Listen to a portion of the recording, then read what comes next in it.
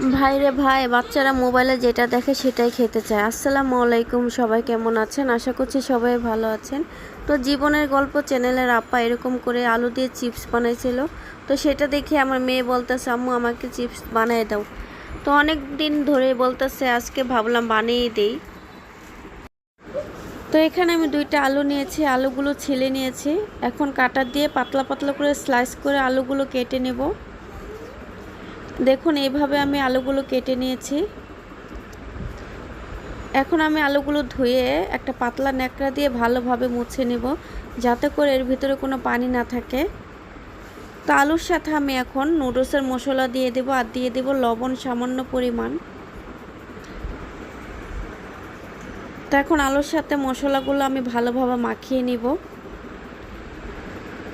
আর জীবনের গল্প আপু এখানে টুথপিক ব্যবহার করেছিল, আমার টুথপিক নাই, তাই আমি ঝাড়ুর কাঠি নিয়ে নিয়েছি।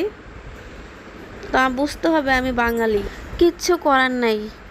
আপনারা কেউ খারাপভাবে নেবেন না জিনিসটাকে। তো এই তো সবগুলো আলু এখন আমি ভেজে নেব। তো ভিডিওটি ভালো লাগলে অবশ্যই লাইক এবং শেয়ার করে দেবেন, চ্যানেলটা সবাই ফলো করে দেবেন।